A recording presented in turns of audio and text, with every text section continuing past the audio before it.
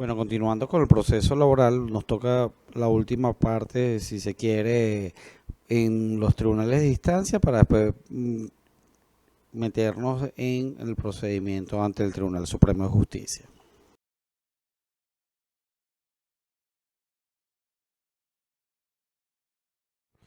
Nosotros en clases anteriores habíamos hablado cuál era el trámite que seguía el juez de juicio en la audiencia. Ya tenemos claro que el juez se retira por un lapso no mayor de 60 minutos, vuelve a la sala de audiencia y pudiese publicar el dispositivo del fallo o pudiera diferir el mismo, pero a la larga siempre va a publicar la sentencia porque es como obligación, una vez terminada todo el proceso de la audiencia de juicio, su obligación principal es emitir la sentencia. Sin embargo, esta sentencia, dado el doble grado de la instancia, un derecho constitucional, es que esta sentencia sea revisada por un superior jerárquico, que como ustedes bien saben, es el juez superior. ¿Cómo puede conocer o cómo puede revisar la legalidad de esa sentencia de ese juez superior? A través del recurso de apelación.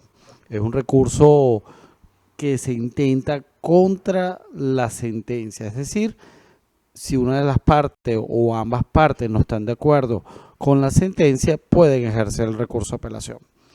Para poderlo intentar ese recurso de apelación, tiene que haber un perjuicio, tiene que haber una pérdida en el procedimiento para poder intentar el procedimiento de apelación. ¿Por qué? Porque no se puede apelar de una sentencia que haya otorgado todo. Entonces, el recurso de apelación es cuando hay una disconformidad con el resultado del procedimiento que se reduce en la sentencia y por ende se ataca la sentencia de fondo. Una vez interpuesto el recurso de apelación, el juez de juicio puede o no admitir el recurso de apelación. Cuando digo puede o no, porque su obligación principal es admitirlo, pero él lo admite si se cumplen las condiciones. ¿Cuál es la condición? La primera condición, que le haya causado un perjuicio. Es decir, por ejemplo, si le declaran sin lugar la demanda, ya hay un perjuicio. Si le declaran parcialmente con lugar la demanda, allá hay un perjuicio. ¿Cuándo no hay un perjuicio? Cuando se declara con lugar la demanda, esa persona que se le otorgó todo, obviamente no tiene ningún perjuicio. Entonces, ese juez de juicio verifica la legitimidad del apelante, es decir, que tenga un perjuicio y que se haya intentado dentro del plazo legalmente establecido. ¿Cuál es el plazo legalmente establecido? Son 5 días siguientes al vencimiento de la publicación de la sentencia. El juez de juicio tenía o tiene 5 días para publicar y una vez vencidos esos 5 días de publicación, empieza a correr 5 días para ejercer el recurso de apelación. Si no admite el recurso de apelación, las partes pueden ejercer el recurso de hecho, que también está establecido en la ley, y es un recurso como de queja, llámese queja, que obviamente no es su nombre, pero le va a decir el superior, en este caso el Tribunal Supremo, mire, al superior le va a decir, mire, el juez de juicio me debió admitir el recurso de apelación y no lo hizo, y están cumplidas las condiciones. ¿Cuáles son las condiciones? Lo que les dije, legitimidad y el ejercicio oportuno dentro del plazo legalmente establecido.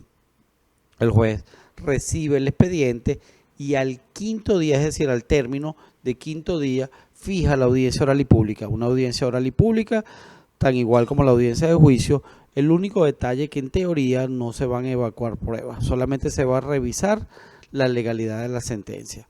Cuando fija la audiencia en un lapso no mayor a 15 días hábiles. Aquí sí estaríamos hablando de un lapso porque lo puede fijar en cualquiera de esos 15 días hábiles que le señala la ley.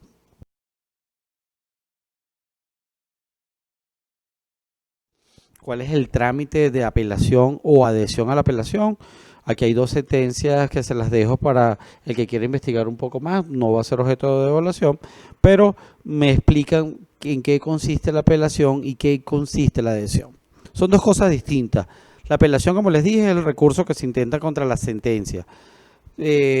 Allí, en esta sentencia se establece que yo puedo apelar genéricamente o motivadamente.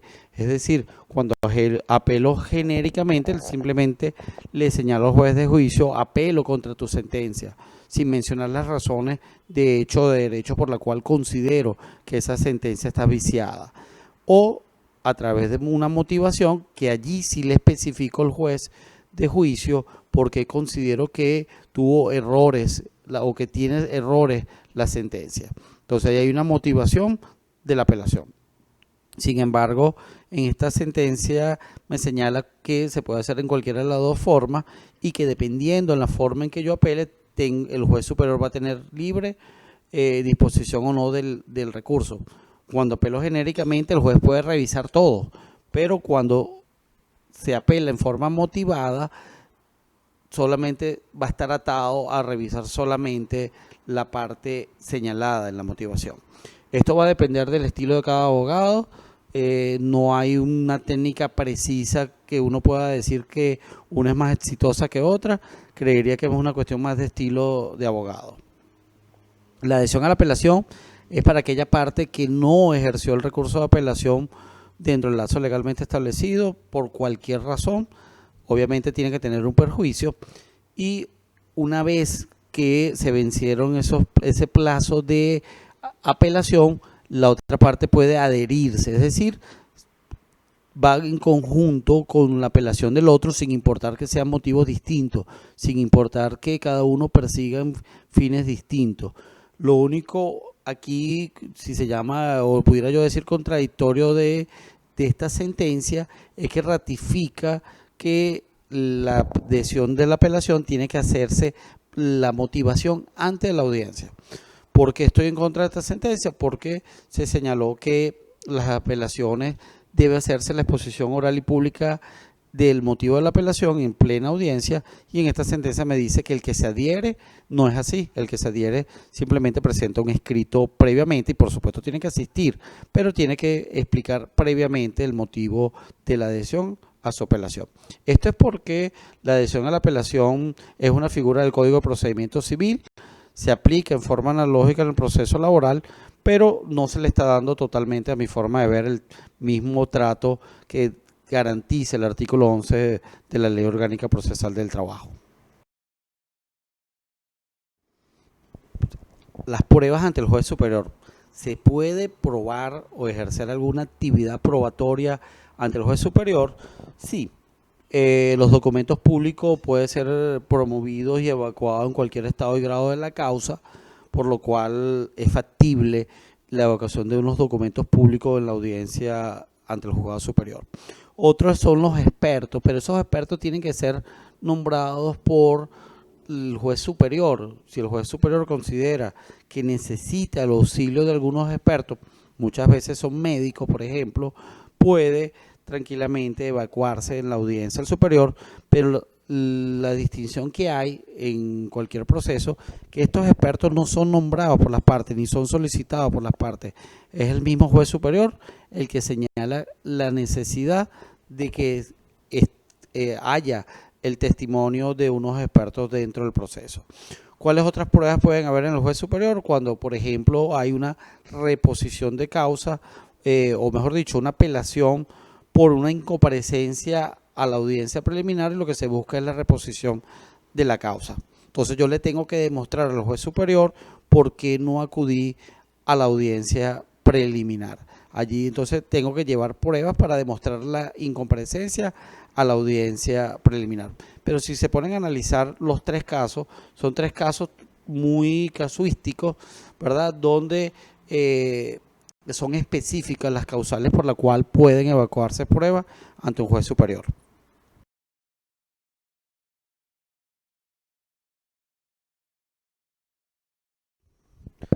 La comparecencia de las partes va a depender, por supuesto, del papel o el rol que ejecute cada una de las partes. El recurrente necesariamente debe acudir a la audiencia ante el superior.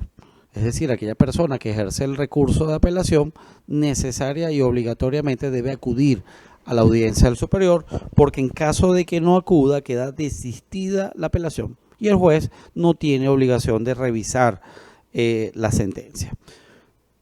¿Es obligatorio que vaya el no recurrente? No, no es obligatorio porque él se conformó con la sentencia dictada por primera instancia y no tiene nada que debatir que le interese ante el juez superior. No es decir, no tiene ninguna consecuencia jurídica. Sin embargo, por supuesto, es ideal que el no recurrente vaya para que pueda defender la sentencia dictada por el juez de juicio, es decir, el de primera instancia, porque si no apeló es porque está conforme con la sentencia, algo le benefició y tiene que tratar de apoyar el fundamento, la motivación que tuvo el juez de juicio en dictar esa sentencia.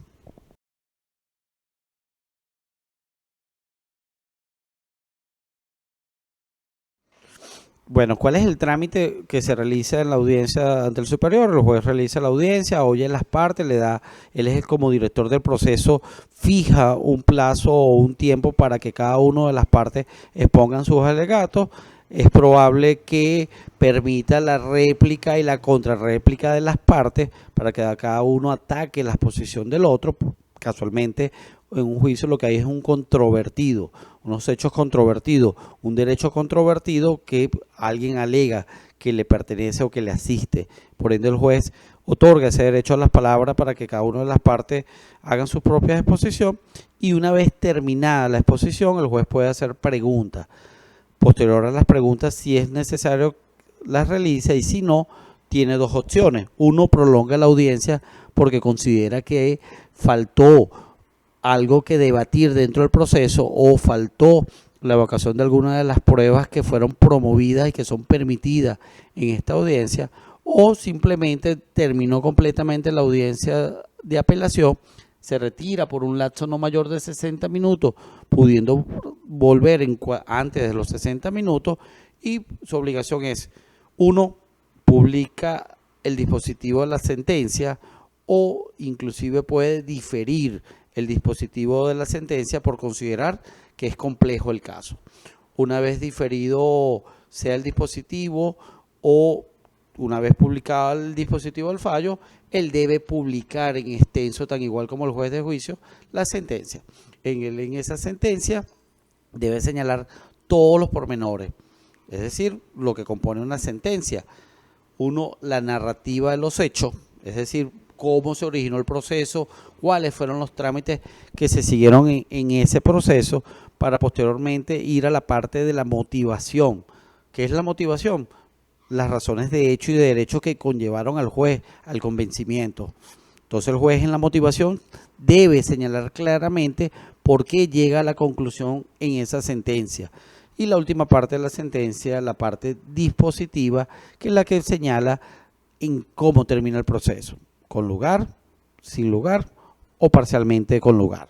Entonces, allí nosotros observamos entonces que el juez superior tiene la obligación de dictar el dispositivo del fallo o inclusive pudiese prolongar o diferir el dispositivo del fallo, pero siempre va a tener la obligación, posterior al vencimiento de todos estos plazos, de la publicación de la sentencia en extenso.